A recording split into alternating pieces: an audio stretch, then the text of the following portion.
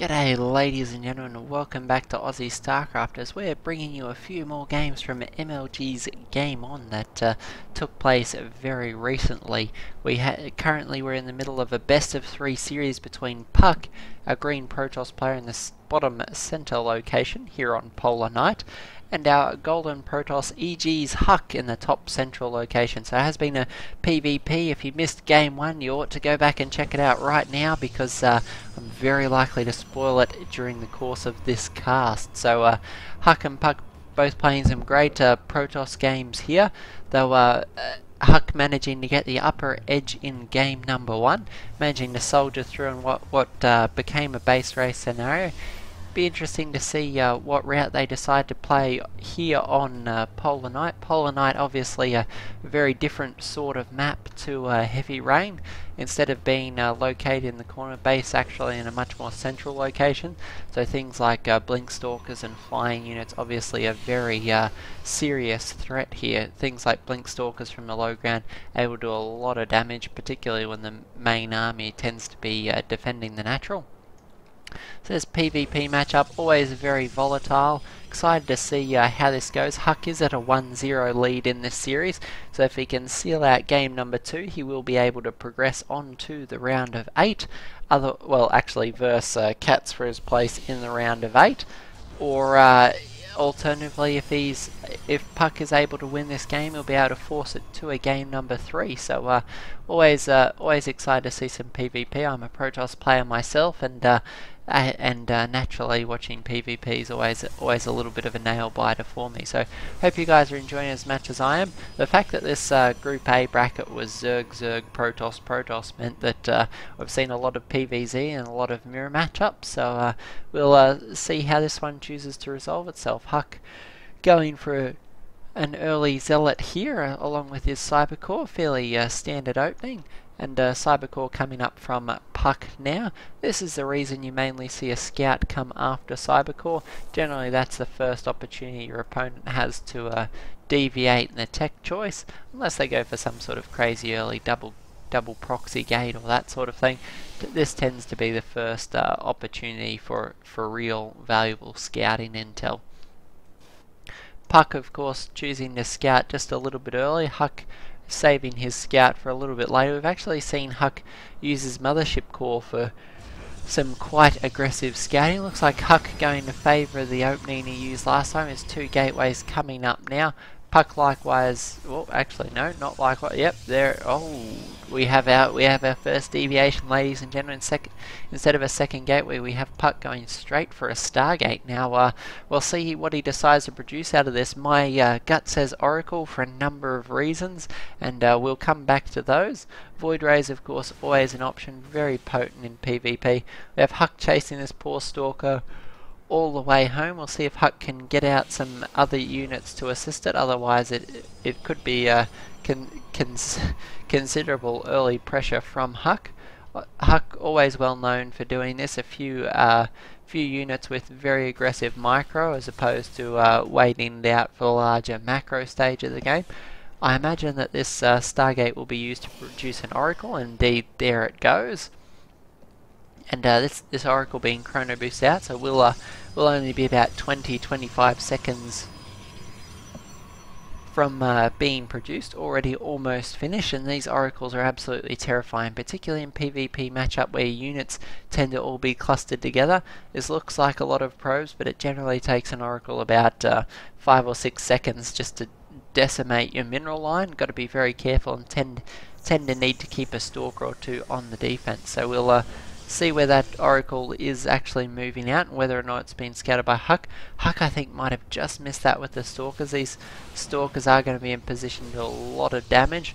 There's 3 Stalkers plus an additional 3, so Puck will be having to defend this. I don't think Puck actually has his mothership core in play yet, so we'll see if Puck can actually hold this and manages to kill one of those Stalkers, which is always very nice. Force fielding the ramp going to allow him to do a lot of damage to those units. We see the Oracle did manage to get 2 kills, but Photon Overcharge will force it away for the time being. The real question is, where will the reinforcements be? This Oracle teasing back and forward, trying to provide a little bit of support for the units. Going to get blasted out of the sky by some precision fire there from Huk. This poor Zealot, unfortunately, going to be the firing line. We have Puck pulling probes to try and ensure that he can, in fact, provide the DPS needed. The probes, unfortunately, going to be tanking for these Stalkers. Certainly not a job they'd want to volunteer for, but it's all or nothing in trying to hold off this very aggressive opening from Huk. Question is, where is this Oracle? It's got 2 kills, almost ready to go in for a second little foray into the mineral line. We have Puck's actually force fielding his ramp here, trying to ensure that Huk cannot make it in with any further units. Both our players yet to expand in game number 2. Very tight opening game. This time it's Huk going for the blink technology as opposed to the Stargate tech of Puck. We see this Oracle making its way in. The 3 Stalkers in the mineral line going to be firing. The Oracle manages to get another 2 kills before falling back yet again. So nice control from Puck, managing to do some damage and keep that Oracle alive, regardless of the fact that there's a few Stalkers that have been placed in the mineral line. Looks like Puck's going to be clearing out his expansion so that he can take that in due course. We have Huk likewise, workers down here ready to throw down this Nexus as soon as he gets 400 minerals, but Puck ever sneaky is going to come in and finish it off with the Oracle. So Oracle going to delay that expansion of Huk for another moment or two, maybe as much as a minute if a worker doesn't head down shortly. Looks like Puck's ready to throw down an expansion of his own, so that sneaky Oracle is going to manage to delay this expansion of Huk considerably. The Stalker, this Oracle continuing to flirt with death as Blink Stalkers surrounded. Its next foray may well be its last. The Mothership Core electing to do scouting duty here.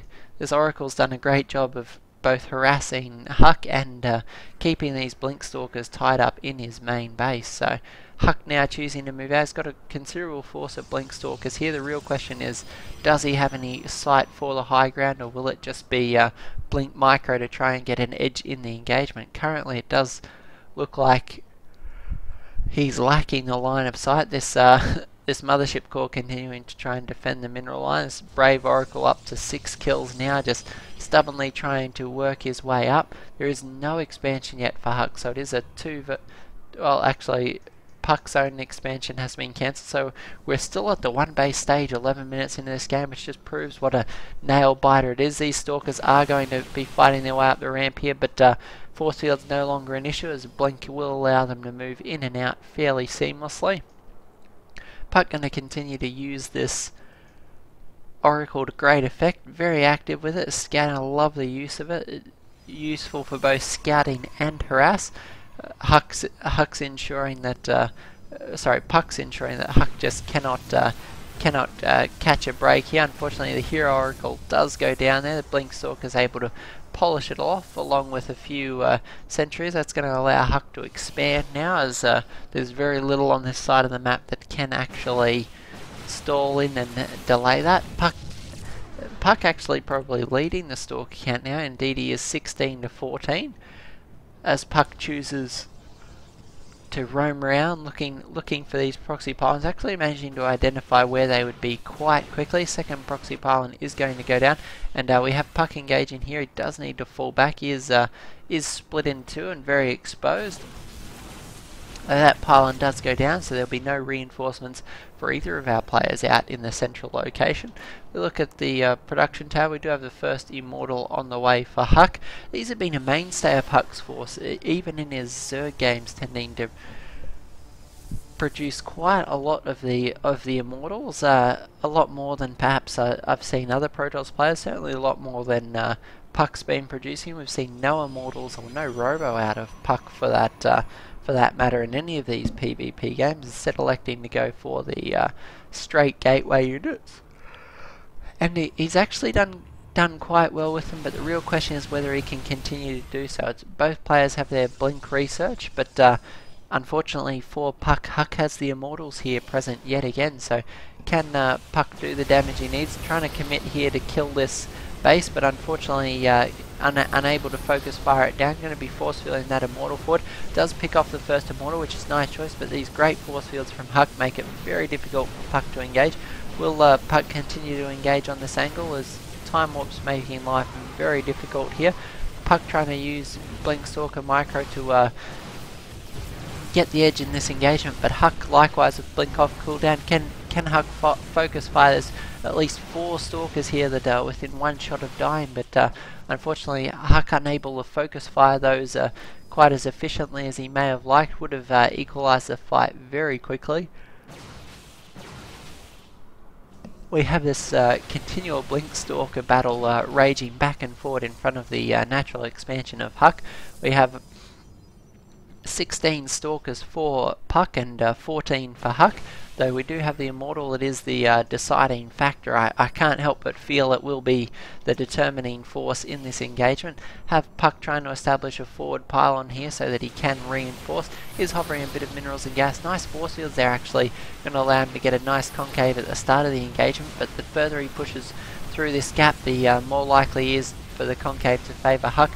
Able to pick off the immortal here on the edge of this battle, and this is quite important. Huk trying to fall back with that immortal. Will Puck blink forward to pick it off? Is doing a lot of damage here, but Puck's able to soldier through. Very tidy blink stalker micro from Puck is allowing him to work through these stalkers very quickly. You see the units lost tab starting to favour Puck quite considerably. Obviously great blink stalker micro. We see almost this entire army having taken substantial damage, but big blink forward from Puck right on top of Huk. Can he do it? Can he equalise this match? It is, and Huk's going to GG out of the game. It will be 1-1 going into game number 3. So excellent game from Puck there against all odds in the face of those immortals and that superior robo tech. It is actually going to manage to soldier over the top with his straight blink stalker micro. So fantastic micro from Puck to equalise that game. Will be 1-1 going. We will see a game number 3. Which of these players will go on to face Cats? Let us know down below. What's your bet? Is it going to be Huk? Is it going to be Puck? It'll be one of them, that's for sure. Let us know in the comments down below. And if this is your first time on Aussie StarCraft, I hope you subscribe. We'd love to see you here on the channel in future, as we do cast a lot of great Heart of the Swarm content. Hope you're enjoying it. If there's any games you'd like to see, please let us know either in the comments or shoot us a email to aussiestarcraftreplays@gmail.com. Thanks guys, we'll catch you all in the next cast.